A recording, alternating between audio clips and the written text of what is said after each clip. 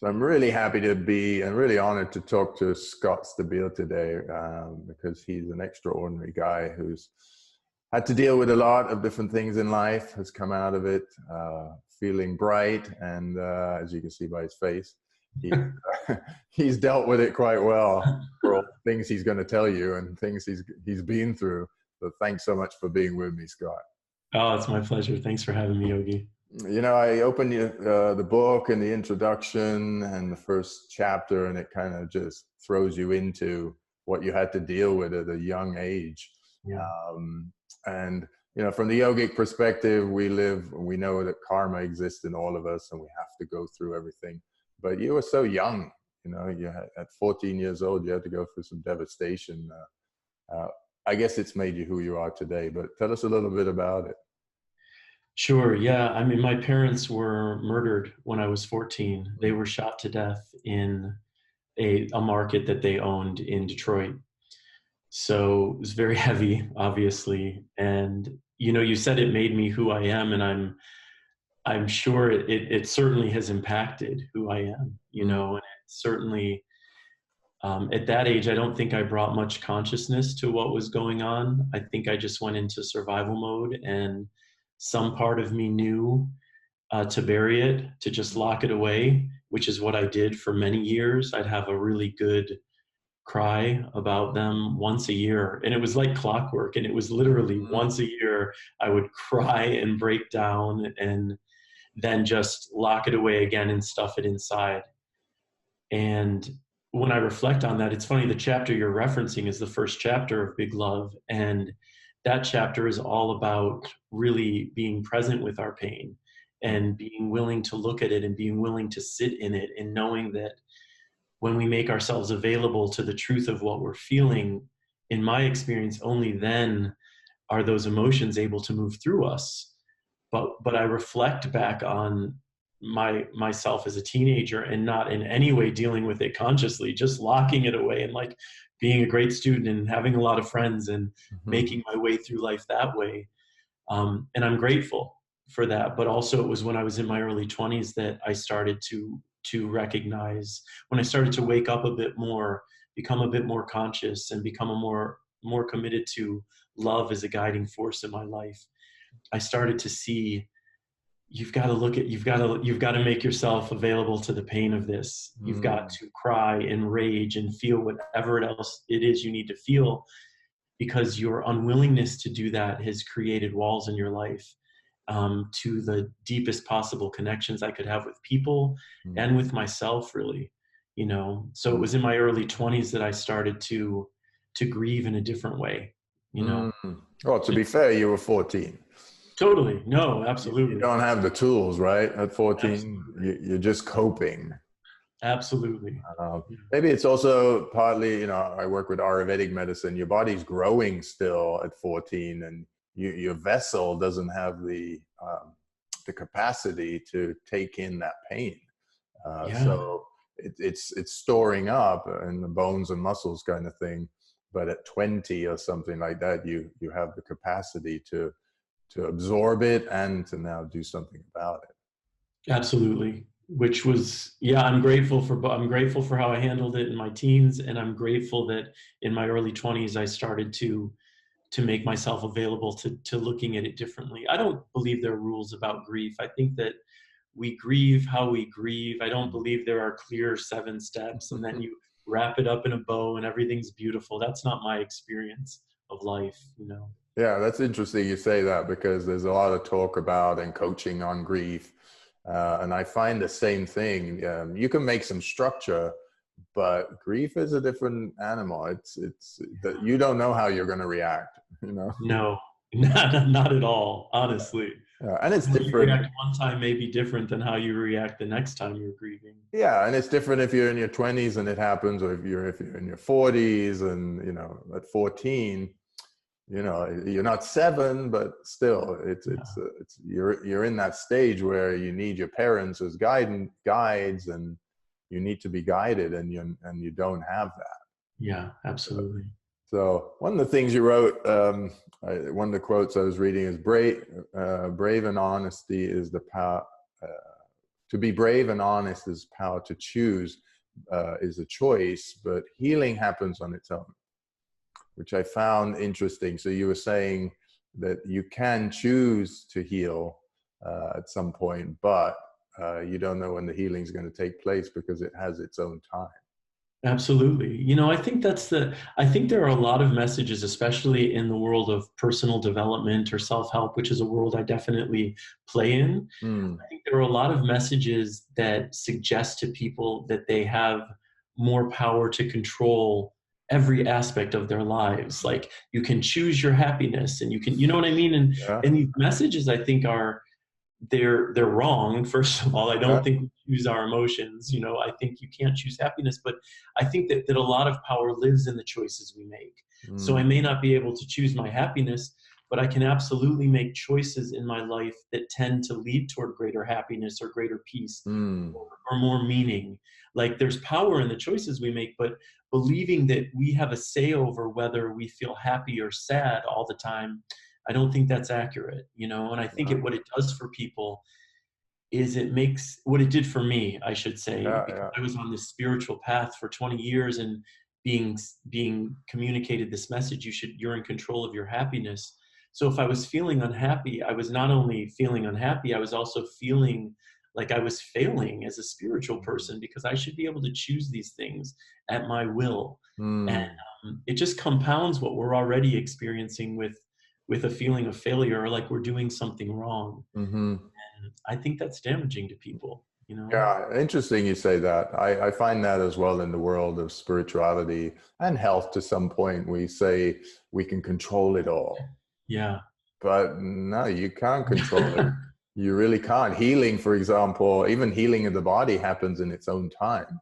Absolutely. We're trying to make it more rapid, but cells and the tissue and everything will heal when they're ready, when they can. So I guess our willingness is the only thing we can control, but at the same time, our mind will let go of things as it does as well. So it's not so clear cut. No, it's kind of like when everybody says we can have success. Everybody can be successful. Yes, everybody can be successful at something, but maybe not at what they're choosing. Absolutely. Yeah. You know? I agree 100%. Yeah. I love that distinction too, because it brings up for me how easy it is, and how many times in my life I've tried to force things that simply were not working. And yet and I'm not really bringing awareness to what's going on and paying attention that this is not working. Like you can make a different choice rather than trying to force something that is not happening for you. How about giving energy to something else that actually might serve you, that actually might work for you? And I find we're oftentimes trying to do that, and we're not. And when we're doing that, we're not being flexible. We're not paying attention to the energy within us and around us, you know, which I find is when I'm creating the most in my life, when I'm aligned with what has more meaning for me, what excites me in a different way. Usually doesn't come from like trying to force, you know? Yeah. Well, there's a lot of talk about surrendering and we have to surrender, but often we don't know what we're surrendering to. Yeah, totally. You know, and it's scary. Because the nature of surrender is just let go. Yeah. But then there's an element of control of the mind that we want to say, yeah, I can't just put this, step on the gas and go 100 miles an hour. And, I don't have that capacity. I want some control. Yeah. And absolutely. the nature of surrender is to say, I don't know. I don't know what's going on. I don't know how this whole universe works. And okay, I'll let go. But what does that mean at times? And I think that's the confusing aspect. And what you've been through is kind of forced you to come to those realizations. Because another thing you said was when you came out and telling people that you were gay, that was an impact as well in your life. So you've had to sort of face a lot of different things. And I think you can tell me that or not, that's made you grow, whether you want it or not. 1,000%. Yeah. I mean, it's It's rarely, I think, or not as powerfully the joyful, easy moments in our lives that impact our growth as much as the harder ones, the Mm, painful ones, the ones that show us our resilience and our strength, the ones that show us, as you're saying, that we don't have a lot of control over what's happening. You know, ultimately, we can grow in our ability to have a say in how we deal with what's happening, mm, you know, have a say in how willing we are to accept it, how willing we are to acknowledge, like, this is beyond my control, but what light can I shine on it? I can look at this event that's hard and painful. I can look at an event like being gay that felt to me the worst thing that imaginable, you mm, know, like praying, please don't let this be my reality, please don't let this be mm, my reality, and the shame of that, mm, and all of that, and reflecting on that now, and how much that impacted who I am now and how strong I feel. You know, when I think when gay people are talking about gay pride, we're not talking about, I'm not proud of being gay. I had nothing to do with it. I don't take pride in that. I don't, mm, in the same way I no longer take shame in it. The pride comes from a willingness to stand in my truth around it in a world that still, for the most part, does not accept it. You mm, know, in a world where people would have me die mm, because of it, or have me jailed because of it, or have me whatever because of it. The pride comes in that, and it transcends sexuality. I feel mm, like whenever we can stand in the truth of who we are, whatever that truth is, and be willing to move forward in our lives connected to that truth, and there's so much power in that, there's so mm, much healing in that, and there's such a gift in that mm, for others, because as much as some are going to judge you and condemn you and whatever, there are going to be some whose truth you ignite simply by showing up with the courage to stand in your truth. And I have no doubt you're experiencing this in your life over and over and over again because of the work you're doing in the world. Yeah, yeah. My mentor, when I met him in Paris, he was 45. He was gay. He had HIV. He was kind of on his way down in life, feeling, very sorry. And I was on the way up. I just joined the fashion business, and everything was fun and things. But I connected with him, and he couldn't understand why at no point being gay was an issue. But I reflected back years later. I said, because in my household, it was never an issue. Mm-hmm. Nobody ever said that person's Jewish or that person's gay, or my parents never related to people like that. They just went, this is so-and-so. They're coming to stay, or, this is my friend I'm going fishing with.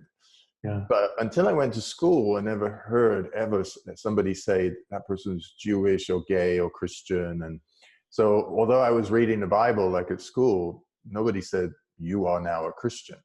So I Right. just read the Bible freely. So Jesus was, God and everything like that. And I grew up in Iran, and Muhammad was God as well. Great. So I didn't have anything like that. And my mentor, he never met somebody like that. He never had that somebody just treat him as one. Yeah. And even we were together in Paris, and people thought I was gay, and we were together and thing, because what's this 19-year-old guy doing with this 45-year-old guy? Sure. And I used to see him as, I was like, you have so much power, because yes, you've been given this illness, and because he was teaching me spirituality, and I was going to Shivananda yoga and learning all the yogic philosophies, and I was like, it's so powerful being gay. Mhm. Beside the fact that I found all gay people at that time just so much more fun than all straight. Sure. I had a little That's still the bias. case. No, okay. I was like, they have got style, they got music, Karl Lagerfeld and Herb Ritz and all my photographer friends and all my design friends, they were all gay. I was like, I don't know why anybody's got a problem with being gay. So I saw it as really a strength. Yeah. And it was interesting because he was my mentor, but he got strength from knowing, oh, I've been fighting all my life for people to accept me. And here's this 19-year-old guy who's kind of Madonna's video and doing all this stuff. And he totally accepts me. Yeah. And Yeah. I see such strength in that, because now I didn't have the maturity then, but talking about this now through our guru and our lineage, we speak about all these things are given to us. as a powerful tool, not to make us weaker. Yeah. You know. Yeah. That makes total sense, you know, Yeah. and what's been freeing for me outside of just being gay is recognizing like people are incredibly judgmental. That's the nature of human beings. It's the nature of the human mind. Mhm. And that no matter what we do in our lives, we will be judged. Mhm. So whether we stay in this rigid box of conditioning that Mhm. has been built around us from the time we were tiny, or whether we're living our lives in this like bold, authentic freedom, whatever you choose, you're going to be judged. So why would we ever choose to stay in this box of conditioning, Mm. knowing that we'll be judged anyway? It's like, live your truth as much as you are able, because what comes from living your truth, it's, you can't put it into words, you Mm. know, the gifts that come from that kind of life, they so greatly exceed for me the fears and everything that keeps us in that box. Yeah. Well, let's talk about Big Love, your book. It's a great title. And, Thank you. one of the things I was picking up, I don't know if you said this or when I was reading the thing, it sort of came to me was like, you want to spread as much love as possible. Yeah, yeah.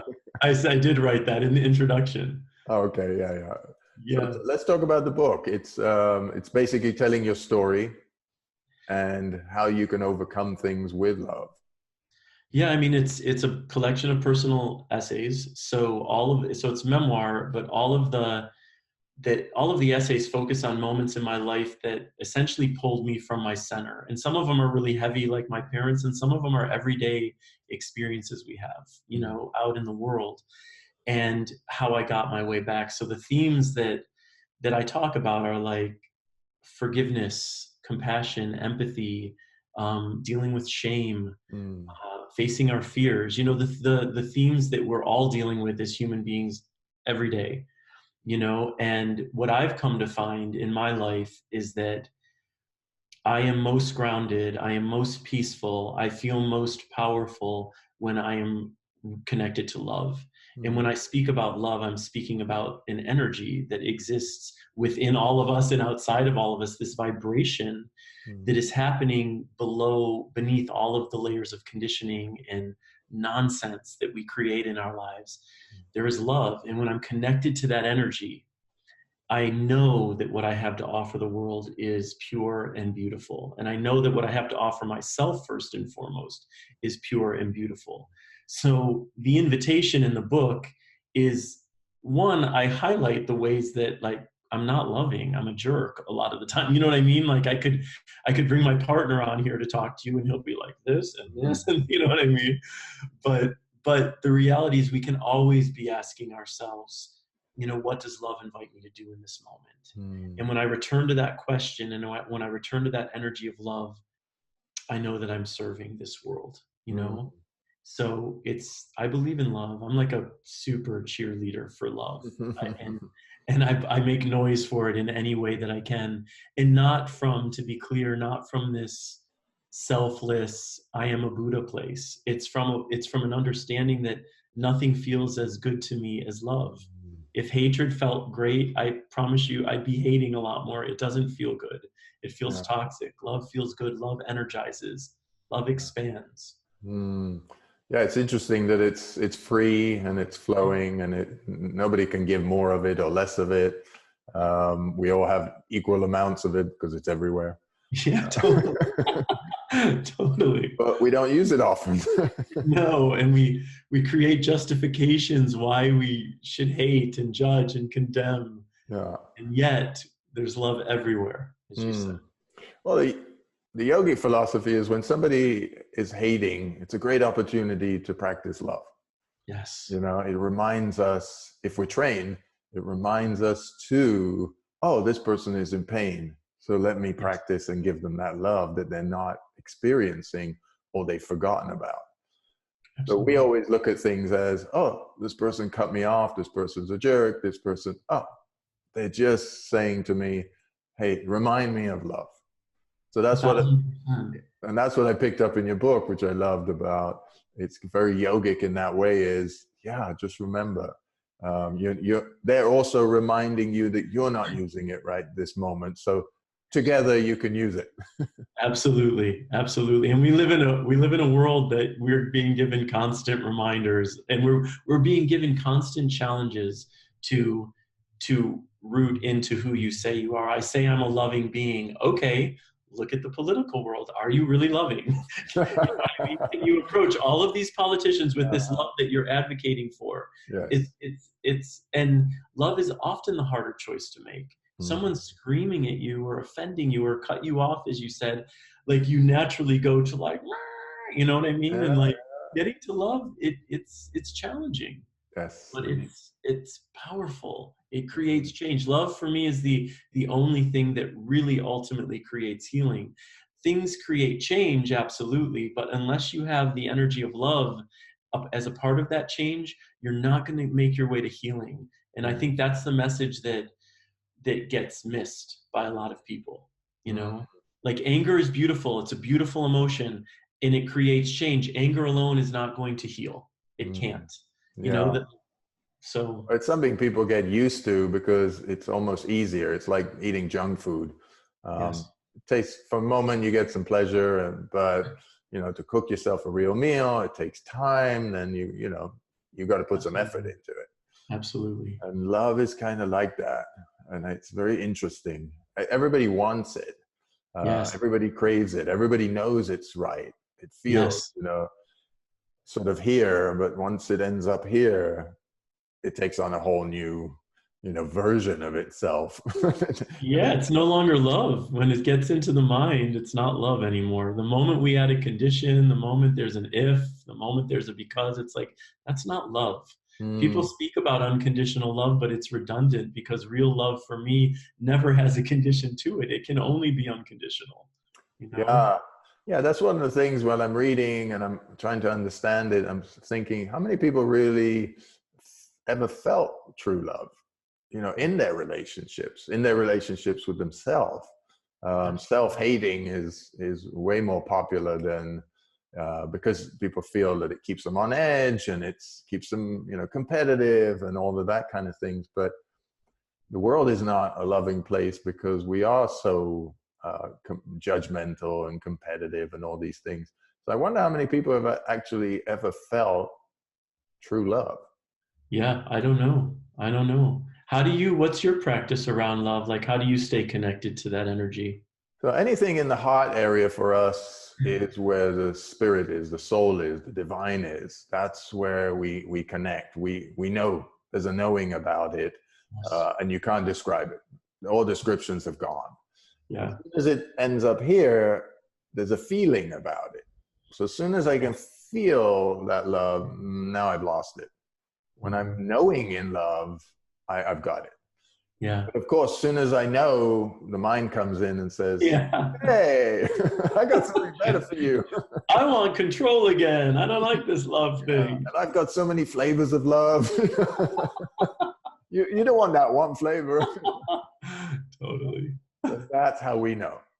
But again, to your point in your book, it doesn't last so long because the senses are pulling us out.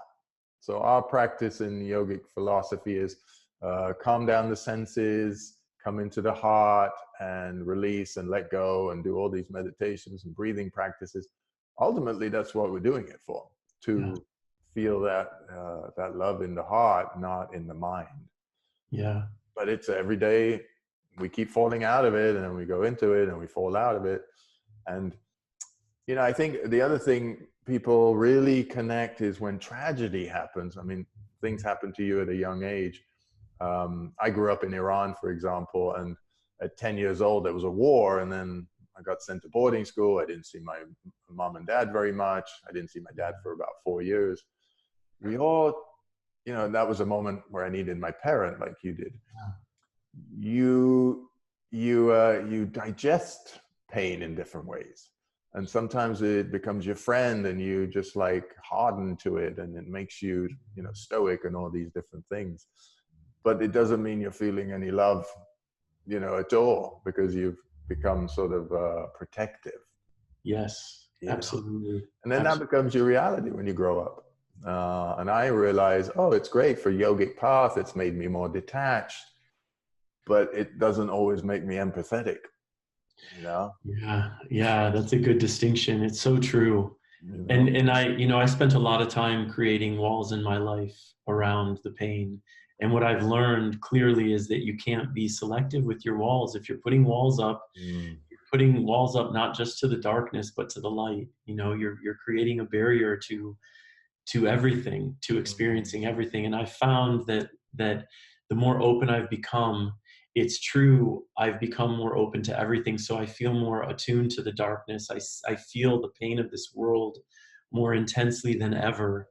And I feel like the light and love within me is more expansive than ever and has grown in a way where I feel like I have room for all of it, if that makes sense. It's like I can expand enough to hold everything that this world offers. And sometimes it puts me in tears, sobbing tears, and sometimes it lifts me up in this incredible joy, and like everything in between. Like that's for me the experience of being human on this planet Mm.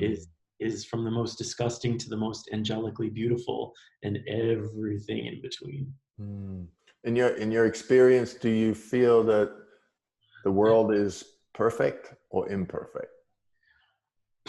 I feel like the world is Mm. what it is. Mm. And so, because it is, for me, there's a perfection in it, Mm. because it is existing as it is, if Mm. that makes sense. And a lot of struggle for me in my life has been around resisting what is. And I'm getting much better. I've gotten much better at accepting what is and recognizing that it's from this place of acceptance that I have more energy to create the changes that I want to create in my life.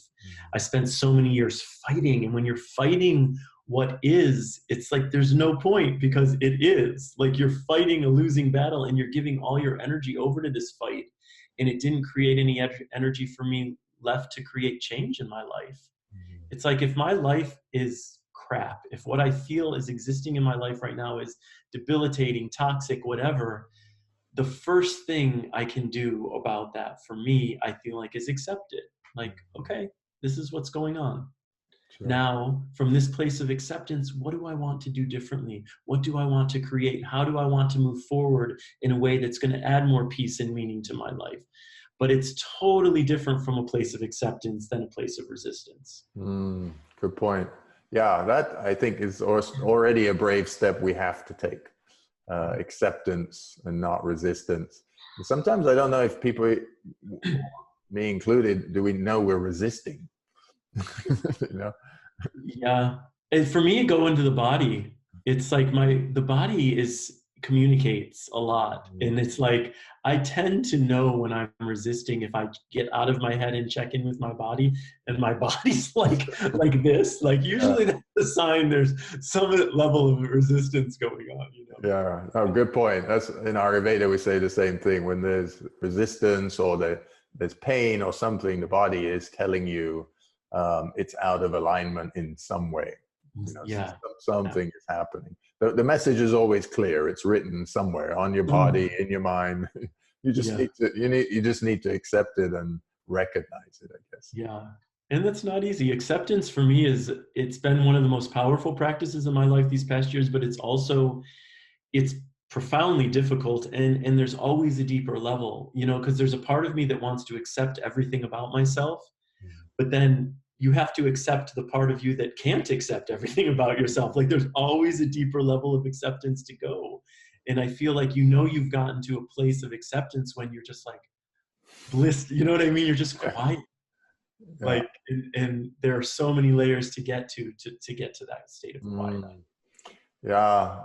The heart has no levels or layers, but the mind has so many. And that's why in yoga philosophy, we're always trying to get to the heart where the true love is, because that bliss that you just talked about, nothing else matters. You just arrive home. Yes, absolutely. It's a beautiful place to be, even if I'm only there for 30 seconds every month. It's worth trying to get there again. It's kind of a metaphor for how we are. We spend a lot of money on buying our homes. We decorate it. We do all the things that we need to. We love it. It's the place of sanctuary, safety, and loving family and everything. but we don't spend a lot of time. Totally.